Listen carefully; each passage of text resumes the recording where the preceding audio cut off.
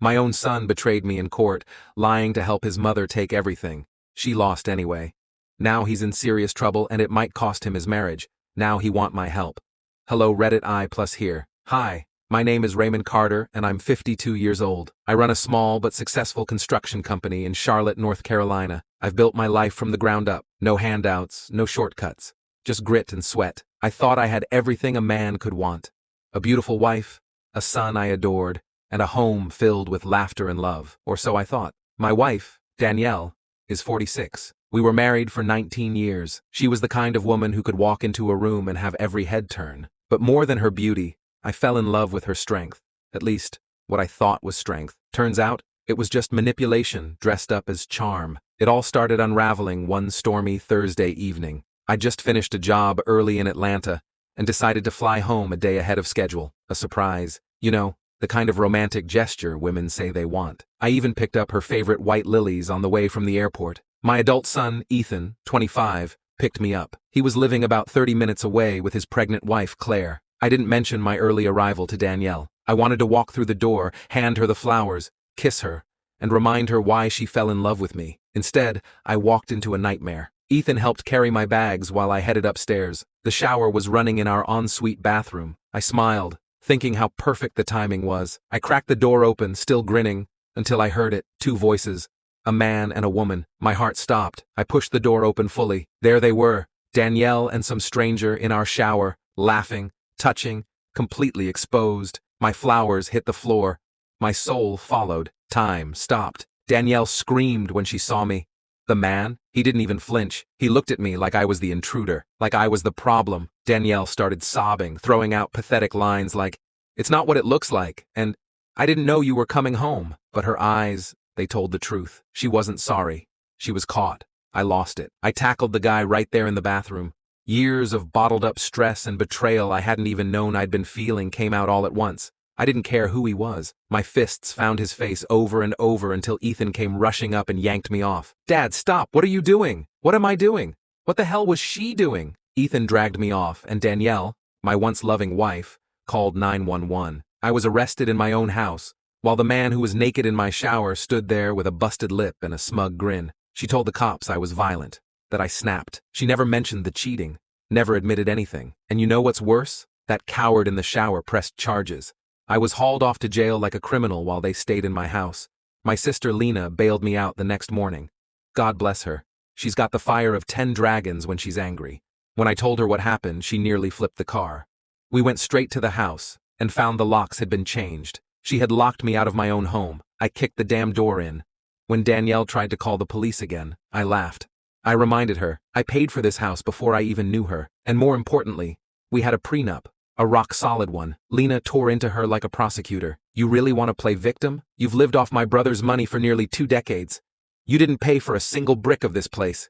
You cheated, you lied, and now you're squatting in his house? You better pack your crap and walk out that door before we throw everything you ever touched into the fire." Danielle had nothing to say. She just stood there, hollow-eyed and trembling. Then she left. No drama, just humiliation. But that wasn't the end. A week later, court papers arrived. She wanted half of everything. And to my horror, Ethan was listed as a witness on her side, my own son, the same one who saw the cheating, saw the fight, saw me dragged away in cuffs. He chose her. He sat in that courtroom and told lies, claimed I was abusive, that my temper had always been a problem, that his mother was terrified of me. I stared at him from the defense table, unable to recognize the man I raised. I couldn't help but wonder, was he doing this for her, or for the inheritance he thought was coming? But guess what? The prenup held strong. The judge saw through her crocodile tears and saw through his performance too. She got nothing. Not the house, not the business, not even alimony. Just her clothes and whatever she could carry. I walked out of that courtroom with my name, my freedom, and the satisfaction of knowing she failed. I didn't speak to Ethan for months, until last week. I was sitting on my porch when he pulled up looking like hell. He said Claire had kicked him out. She'd found texts between him and his secretary. Apparently, betrayal runs in the blood. And now, he's broke, jobless, homeless, desperate. He looked at me with teary eyes and said, "Dad, I need help." And I just stared at him. "You made your choice," I said. "You stood beside the woman who destroyed our family. You let her lie. You lied for her. You helped her try to ruin me." He mumbled something about regret and mistakes and how Mom didn't mean to hurt anyone. I laughed. "She meant it, and so did you. And now you can sleep in the bed you helped her make. Then I got up, walked back into my house and closed the door. You can forgive a mistake. You can even forgive betrayal if it's followed by truth. But when your own blood helps stab you in the back, that scar never fades. I gave them everything. Now, they both have nothing. I thought slamming that door on Ethan would be the end of it. But life, as I've learned, has a cruel sense of humor. A few days later, I got a call. Not from Ethan, not from Danielle, but from Claire, Ethan's pregnant wife. She was in tears. At first, I thought she wanted to yell at me for turning my back on my son, but her words hit like a wrecking ball. Ray, I need to ask you something. Is it true that Ethan testified against you in court? I was silent. I thought he was just a character witness, but I found the court transcript hidden in his truck.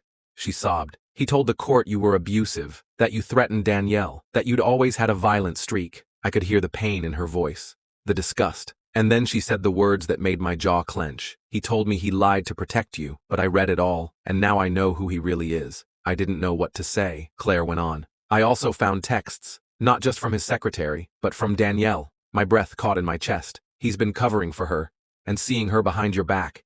Even after you kicked her out, the room spun. I had to sit down. Claire's voice dropped to a whisper. I think something's going on. I think they've been hiding money from both of us. Now, let me be clear. I'm not the kind of man who jumps to conclusions, but when your son lies about you in court and then starts secretly helping the woman who destroyed your marriage, you start to see things differently. So I started digging, and what I found made my blood boil. Danielle hadn't just walked away quietly. She had drained a secret bank account I didn't even know we had. Turns out, years ago, I added her as a silent partner on one of my company's old accounts, just to help with taxes. Bad move. She had slowly been siphoning money, with Ethan's help, sending it to an offshore account under her sister's name. Over $80,000 was gone. I hired a forensic accountant. The man was like a bloodhound, and what he uncovered next turned everything upside down. The man I caught in the shower? Not a stranger. His name was Tyler Mason, Danielle's ex-boyfriend, but not just any ex. He was Ethan's biological father, and Ethan knew it. That's why he protected her. That's why he turned on me. That's why it all suddenly made sense. Danielle had lied from the beginning. She got pregnant at 21 and pinned it on me when we started dating. I thought Ethan was mine, raised him like he was mine, loved him like he was mine. But all this time, I was the stand-in, the placeholder, the fool. When I confronted Ethan, I didn't yell. I didn't scream. I just showed him the DNA report. He broke, dropped to his knees in my living room like a man who had just watched his whole world burn. Did you know? I asked him quietly. He shook his head. I found out 3 years ago, Mom told me. Said you'd leave us if I told you I stared down at the son who wasn't mine, but who I loved, as if he was. You didn't just lie to me, Ethan. You let me bleed for you. You let me rot in a jail cell. And when I needed you the most, you twisted the knife deeper. He sobbed, but I had no pity left. You chose her, I said, and now you can live with it. And then came the final twist. Claire filed for divorce. She listed adultery, emotional abuse, and fraud. And guess who she came to for support? Me, the man she once thought had failed as a father. Now, she says I'm the only one she trusts, and that baby she's carrying, a little girl, my granddaughter, born into a broken mess of betrayal, but I'll be damned if I let her grow up surrounded by liars and cowards. I bought Claire a small home nearby, put her name on the deed, and set up a trust fund for the baby. I told her she'd never have to rely on a man who couldn't stand on his own integrity. As for Danielle, she's working retail in a strip mall on the outskirts of town. Tyler left her 3 weeks after the court ruling. Turns out, he wasn't looking for love, just access to my wallet. And Ethan? He's sleeping on a friend's couch. No wife, no money, no family. I've blocked his number. I don't hate him. But I'm done trying to fix people who break me. The truth is, I may have lost a wife. I may have lost a son. But I gained something far more important: freedom, clarity, and a future built on truth. This time, no lies.